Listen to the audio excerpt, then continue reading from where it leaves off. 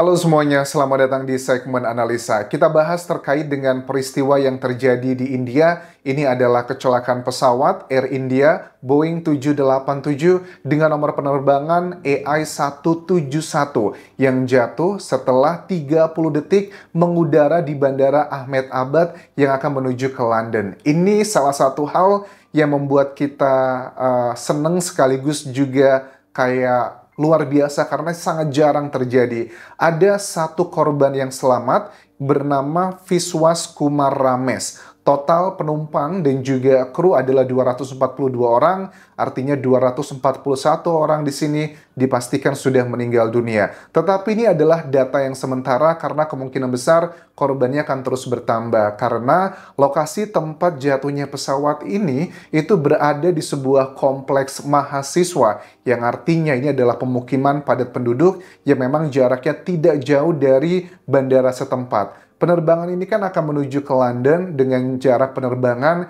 itu waktunya sekitar 10 jam. Dan dengan penerbangan yang sebegitu lamanya karena international flight dan pesawat ini kan juga nggak heran membawa bahan bakar itu seberat sekitar 1 ton. Ada beberapa dugaan dari para ahli kenapa kok ini bisa mengalami gagal penerbangannya di awal-awal. Seperti kita tahu ya, ada beberapa kasus yang terjadi di dunia termasuk juga Indonesia. Beberapa pakar mengatakan bahwa ahli ya, waktu krusial penerbangan itu ada dua. Pertama adalah 3 menit setelah melakukan take off dan 8 menit sebelum melakukan landing. Itu adalah masa-masa krusial dari penerbangan. Oke, kita coba lihat dulu di sini apa yang disampaikan dari korban yang selamat, Viswas Kumar Ramesh. Dia ini duduknya di nomor 11A. Dan dia adalah warga India, tetapi keluarganya tinggal di London.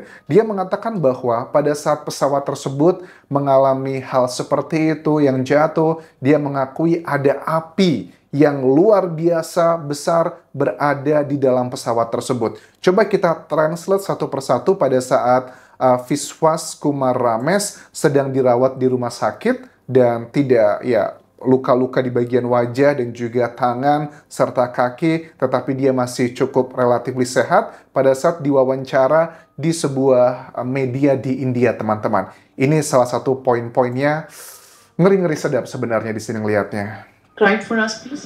I can't explain. Everything happened in my eye. I can't.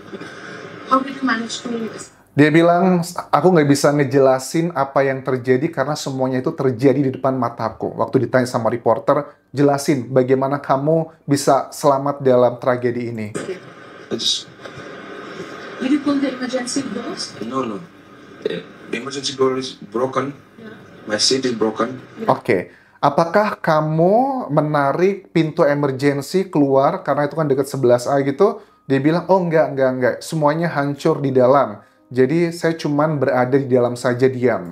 Then I see the page little bit. Then I will try to come out. Oke. Pada saat kursi saya hancur, semuanya sudah kacau balau, dia mencoba keluar dari pesawat begitu aja. Yeah, that's right. So, did the aircraft catch fire before you came out? Yes. Apakah pesawatnya itu kebakaran? Iya, jawabannya. A little bit fire. After I'm out, then blast.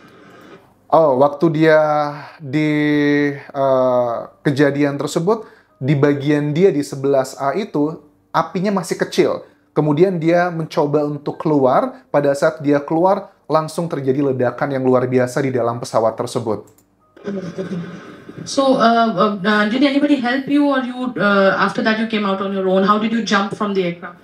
Apakah ada orang yang menolong kamu atau kamu loncat dari pesawat, makanya kamu bisa keluar? I'm not jumping. Okay. I just walk out in it. Saya nggak loncat, saya hanya jalan biasa aja. Then ambulance coming in. You did Dan ambulans datang begitu aja. walk out on the building or how? No, in floor. On the floor? Yes. Apakah kamu jalan di atas gedung-gedung tersebut, lokasi TKP-nya? Oh, dia bilang, oh enggak, itu kayaknya maksudnya di tanah ya, di floor begitu. Inside the airplane. In the airplane. Yeah.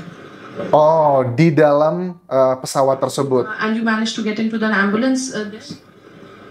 What did Prime Minister tell you? Oke, dan langsung menuju ke ambulan. What was the conversation? He's asking me everything is okay. That's it. Oke, bagian berikutnya dia menceritakan feeling dan juga menelpon keluarga, dan keluarganya senang sekali karena dia masih bisa selamat. Tetapi ada anggota keluarga lainnya yang sampai saat ini pun masih belum diketahui keberadaannya. Oke, sekarang pasti kita turut senang ya, tapi juga pasti banyak yang sedih dengan peristiwa ini. Dan nomor 11A ini kenapa kok bisa menjadi berbeda sekali dengan kursi-kursi yang lain? Kalau aku lihat dari beberapa analisa para ahli di sini, dugaannya adalah karena tempat tersebut termasuk yang memang jauh dari tempat penyimpanan bahan bakar dan juga jauh dari beberapa titik yang goncangan-goncangannya. Misalnya begini, ada beberapa dugaan dari para ahli yang sudah aku kumpulkan dan rangkumkan di sini. Pertama begini, dugaan terkait dengan kejadian ini adalah kemungkinan besar pesawatnya adalah kehilangan daya. Ini karena kemungkinan besar kerusakan mesin. Namun, sangat tidak mungkin kedua mesin itu mati total jika hanya karena menabrak sekawanan burung dalam waktu singkat. Ini menurut mantan pilot bernama Ehsan Khalid. Ini salah satu hal yang juga ngebuat kita penasaran ya, karena beberapa ahli juga mengatakan terkait dengan data-data ada yang namanya burung, sekelompok burung yang masuk ditabrak gitu, kemudian masuk ke dalam baling-baling, kemudian membuat mesin mati. Itu bukanlah isapan jempol belaka. Misalnya nih ya, ada salah satu data juga yang disampaikan dari Menteri Dalam Negeri India, Amit Shah, yang mengatakan bahwa ada laporan di pemerintahan India 5 tahun terakhir bahwa 462 insiden, tepatnya di Gujarat ya, itu ada 462 insiden tabrakan burung selama 5 tahun terakhir.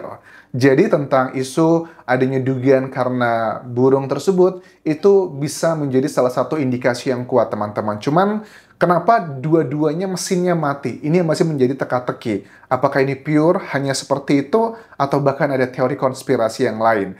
Kemudian di bagian berikutnya adalah ada indikasi terkait dengan panggilan Mayday yang disampaikan dari pilotnya.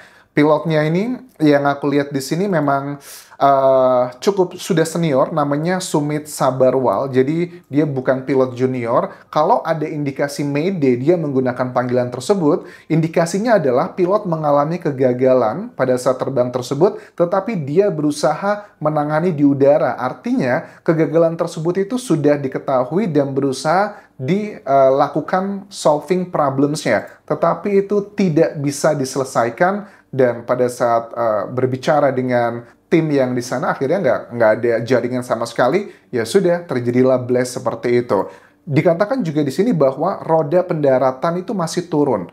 Nah, roda pendaratan ini kan ya biasanya kan ya untuk take off dan juga landing selalu ada begitu. Dan ini mengindikasikan pada saat dari video yang beredar, menurut mantan pilot ini, Ehsan Khalid, dia masih melihat sepertinya ada, yaitu tadi rodanya masih di bawah. Itu indikasinya biasanya mesinnya mati. Berarti yang mati itu bukan cuma satu mesin, tapi adalah dua-duanya. Oke, kalaupun itu benar, kita pengen tahu penyebabnya apa. Kok bisa tiba-tiba langsung mati di atas ketinggian yang sudah sekitar 600 kaki ya. Itu ketinggiannya karena baru sekitar nggak nyampe semenit berhasil take off, teman-teman. Nah, indikasi yang kedua, dugaannya adalah, ini menurut John McDermott, profesor di ilmu komputer, dia melihat dari video yang beredar, sayap pesawat itu sepertinya tidak berada di posisi yang ideal. Walaupun dia mengakui ada keterbatasan dalam melihat videonya karena ngeblur di situ, di video sepertinya terlihat sayap tidak dalam posisi ideal.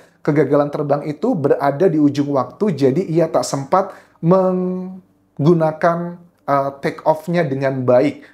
Karena menurutnya pada saat seorang pilot itu mau take off, dia bisa aja membatalkan take off-nya kalau memang ada sesuatu hal yang tidak benar. Ada yang salah, ada yang janggal, biasanya bisa dibatalkan. Tetapi dia sepertinya sudah yakin di awalnya, tetapi baru menyadari ada keganjilan, itu sudah di ujung-ujung, jadi dia tidak bisa lagi melakukan perbaikan. Nah, yang ketiga yang seperti dikatakan Menteri Dalam Negeri India tadi, Amit Shah, bahwa dugaannya ini adalah serangan burung karena di lokasi setempat, ya tadi dikatakan ada sekitar 462 laporan insiden tabrakan burung selama 5 tahun terakhir di negara bagian Gujarat tersebut. Dan ini memang bukanlah sekedar isapan jempol belaka.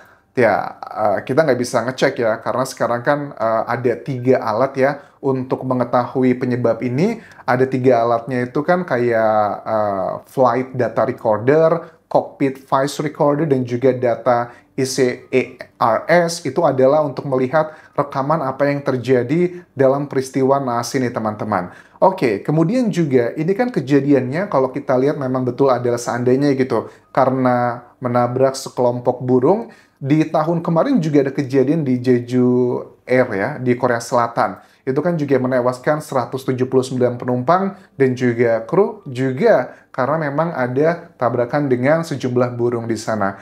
Ini juga di Indonesia pernah ya, dulu waktu pesawat Garuda Indonesia juga pernah mengalami hal seperti ini, dan kita baru sadar ya ternyata memang bandara di Indonesia kan sekarang kayaknya semuanya dijauhin dari lokasi pemukiman karena bisa menghindari kalau terjadi hal yang tidak diinginkan. Dan area dari lokasi TKP ini kan memang masih dekat dari area yang ada di bandara setempat, teman-teman. Nah, yang terakhir dugaannya adalah ini menurut salah satu ahli di sini bilang bahwa penutup sayap pesawat tidak dibuka saat lepas landas. Nah, ini kan yang flapnya itu kalau kita naik pesawat kan di ujung pesawat kanan kiri itu ada kayak yang flap ya. Apa ya flap itu? Pokoknya gitulah, flap gitu. Nah, flap ini fungsinya adalah untuk membantu memberikan tenaga daya angkat maksimum saat terbang dengan kecepatan rendah. Nah, dari video yang beredar dilihat bahwa sepertinya flapnya itu tidak berfungsi, tidak dibuka, masih tetap menutup seperti itu. Ini yang kita juga pengen tahu, berarti indikasinya adalah mesinnya mati keduanya. Oke, ini sepertinya bakal muncul banyak teori konspirasi terkait dengan laka lantas ini, tetapi aku yakin sih kalau dengan adanya korban yang selamat ini bisa menjadi salah satu manfaat banget lah buat penyidikan lebih lanjutnya selain menunggu data-data dari flight data record dan lainnya. Keterangan dari penumpang yang selamat itu bisa menggambarkan apa yang sebenarnya terjadi. Apakah sudah terjadi persiapan A, B, C, dan D, atau tiba-tiba begitu aja. Oke, terima kasih sudah menonton. Sampai ketemu lagi di video berikutnya. Tinggalkan like dan juga komen. Subscribe channel YouTube ini. Follow Instagram, Facebook pageku, dan juga akun TikTok di Anjas Hasmara. Sampai jumpa.